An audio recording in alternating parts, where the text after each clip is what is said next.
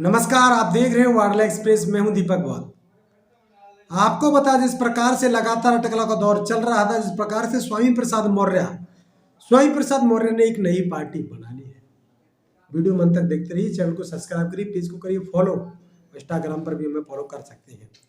हम आपको बता रहे हैं उस पार्टी का नाम, जो कि स्वामी प्रसाद मौर्य पहले बहुजन समाज पार्टी में लगातार मानव साहब कांसी राम के साथ, बहन जी के साथ, बहन कुमारी मायावती जी के साथ रहे। स्वामी प्रसाद मौर्य बसपा में मंत्री भी रहे और स्वामी प्रसाद मौर्य उसके बाद बसपा को छोड़कर बीजेपी में चले गए थे। स्वामी प्रसाद मौर्य वहीं नहीं टिके, उनकी टिकटों की तकरार लगातार चलती रही और टिकटों की तकरार में लगातार वो जूझते रहे और टिकटों को उनके परिवार के टिकट मांगते थे हमेशा। कहीं भी बसपा से इसी बात पर मान लेकर कि मेरे टिकट नहीं किए जा रहे, मेरी बेटी का नहीं किया जा रहा, मेरे दामाद का नहीं किया जा रहा, मेरे रिश्तेदारों का नहीं किया जा रहा, मेरे परिवार का टिकट नहीं किया जा रहा है, इसलिए बसपा भी उन्होंने छोड़ दी थी।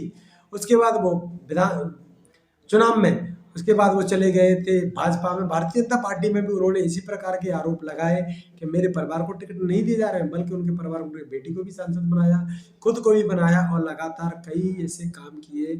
बहुजन समाज पार्टी के ने जो काम किए उससे अच्छे काम किसी ने नहीं किए। हालांकि पूरा मंत्री रह चुके हैं और वो चले गए थे भारतीय जनता पार्टी के बाद। उन्होंने फिर भारतीय जनता पार्टी को भी छोड़ दिया। उसके बाद वो चले गए समाजवादी पार्टी में।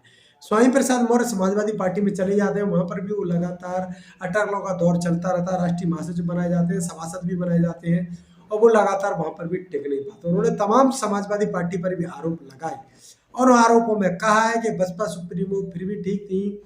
इस प्रकार से भारतीय जनता पार्टी में और सपा में हमारी जो सुनवाई नहीं होती थी, लगातार उन्होंने कहा है कि महापुरुषों की जो बात थी उनको हम कहते थे तो हमारी बात को आम बात कहकर टाल दिया जाता था। इस प्रकार से कभी भी बहुजन समाज पार्टी में मेरे साथ ऐसा नहीं हुआ।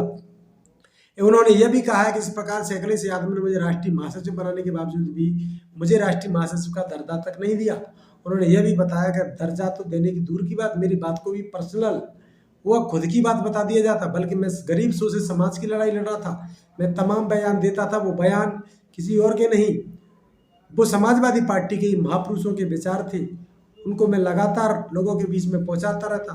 उन्होंने यह भी कहा था कि मेरी बातों को नहीं सुना जाए। इससे पहले उन्होंने इस्तीफा दे दिया और इस्तीफा देने के बाद उन्होंने पार्टी की घोषणा कर दी। पार्टी का नाम आपको बता रहे हैं, पार्टी का नाम है RSSP।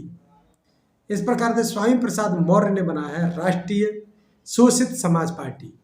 राष्ट्रीय शोषित समाज पार्टी क्या बहुजनों की आवाज उठाएगी? क्या वो शोषित समाज SC ST OBC माइनॉरिटी जो समाज है, शोषित, जो कि वंचित है, जो कि अधिकारों से दूर है, जिनके पास लड़ाई लड़ने की ताकत नहीं है, क्या स्वामी प्रसाद मौर्य लड़ाई लड़ेंगे या फिर ये बीजेपी का एक बड़ा षड्यंत्र मारा जा रहा है? क्या बीजेपी का बड़ा षड्यंत्र है जिसके तहत बहुजनों के वोटों को बांटने के लिए, ध्रुवीकरण करने के लिए, या फिर जो मौर्य कुशवा समाज है उसको बांटने के लिए, जो कि बहुजन समाज पार्टी में, समाजवादी पार्टी में तमाम जगह पर जुड़ा हुआ है, उसको तोड़ने के लिए कहीं ना कहीं बीजेपी की और कांग्रेस की चाल भी हो सकती है। इसके पीछे क्या कह सकते हैं? स्वामी प्रसाद मौर्य ने अपना खुद का कहाँ भी पर विवेक लगाया है और वो क्या करना चाहते हैं 2024 के लोकसभा चुनाव में। उन्होंने इस बार सभी पार्टियों से उम्मीद तोड़ने के बाद बसपा, भाजपा, सपा, 3 पार्टियों में रहने के बाद उन्होंने खुद की पार्टी बना ली है, जिसका नाम है राष्ट्रीय शोषित समाज पार्टी। राष्ट्रीय शोषित समाज पार्टी के राष्ट्रीय अध्यक्ष बन गए हैं स्वामी प्रसाद मौर्य।